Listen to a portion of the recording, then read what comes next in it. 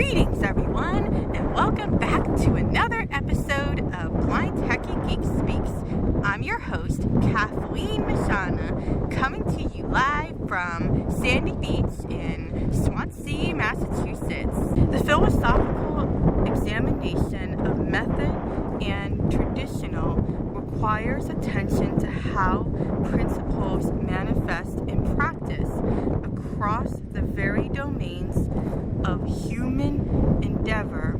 The relationship between established foundations and contemporary approaches reveals endurance that truth about the nature of excellence and responsibility. I operate an internet radio station called BTGS, which stands for Blind Techie Geek Speaks.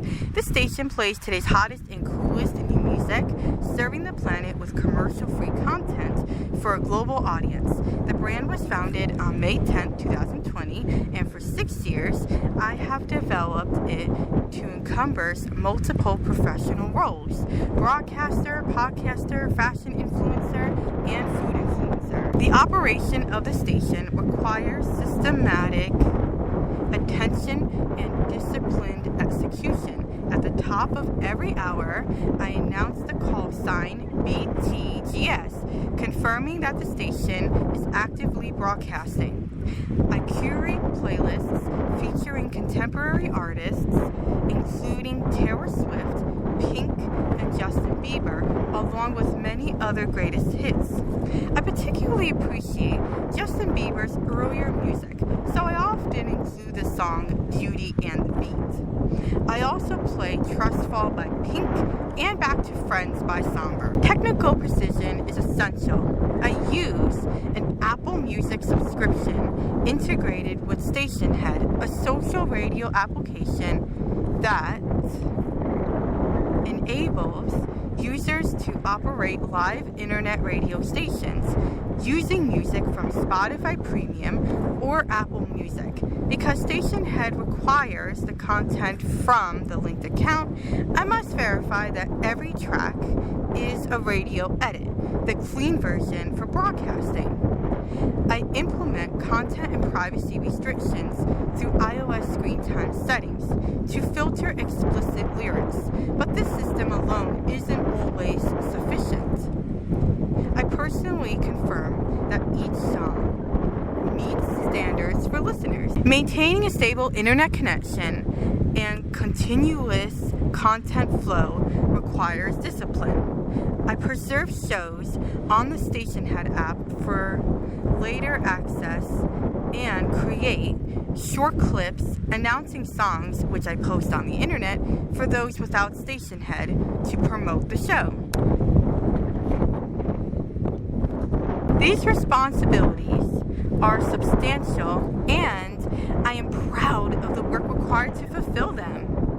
The effort demanded by each task, from curation to technical management, pays off in the quality of the broadcast and the connection established with listeners. This broadcasting work exists alongside my other professional endeavors. My academic work involves publishing essays, dissertations, and research papers in journals including academia.edu and other philosophy publications.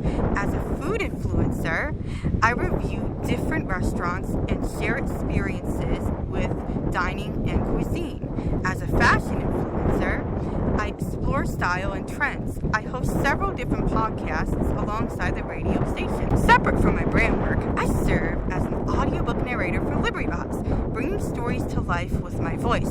Voice work is central to these endeavors, and the investment of energy yields meaningful results. I work as an Apple developer beta tester, evaluating new features and trying out pre-release software.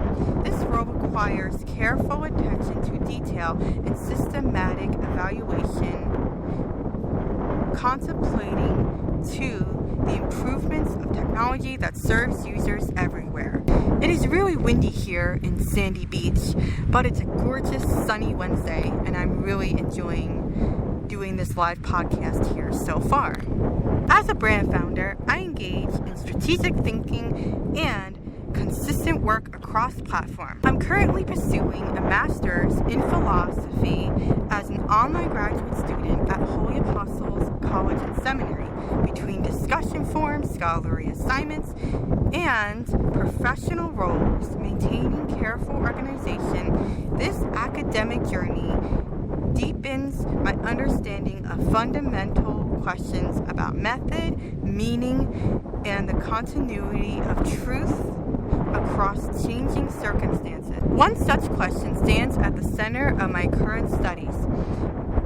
Is new natural law really a different sort of thing? And are the integralists right to see this new method as, in some ways, a betrayal of the old method? In the history of ethical philosophy, thinkers have long debated the relationship between foundational principle and practical application. Plato explored the nature of justice through the ideal forms, while Socrates pursued wisdom through questioning and dialogue. Confucius emphasized moral cultivation and harmony in social relationships. Friedrich Nietzsche challenged traditional moral framework, asking whether values could be reinterpreted for new circumstances. The integralist argument raises a profound concern. Can the fruit of moral teaching be preserved if the roots from which it grows has been severed? They maintain that altering the foundational approach inevitably compromises the integrity of the truth being communicated, and that moral conceptual cannot be separated from their metaphysical roots without losing something essential. Proponents of new natural law offer a different perspective.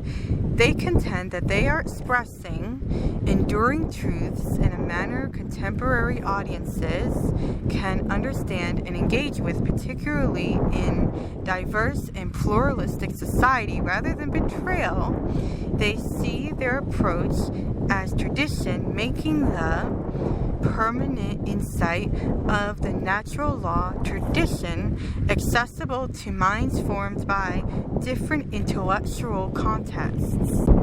I examine this question through my professional experience. The traditional natural law approach rebounds the fundamental principles that enable communication, the objective reality underlying human interaction and understanding. The new natural law from occasions on the relation, pursuit of goods, and the reasons behind human choice. Methods of engagement can transform while the fundamental requirements and responsibilities to truth and excellence endures. The hard work required across these various endeavors pays off in the preservation of what matters most. The question of whether new natural law constitutes betrayal or necessary development depends on whether the new method preserves what was essential in the traditional approach. It requires considerably whether changing how we articulate and understand the law have fundamentally altered what the law itself is. The information presented in this podcast comes from my experiences operating BTGS and balancing those responsibilities with graduate studies at Holy Apostles College and Seminary, along with my work since founding the brand on May 10th, 2020. Thank you so much for joining me on this discussion today. This concludes another episode of the live podcast of Blind Techie Geek Speaks at Sandy Beach in Swansea, Massachusetts.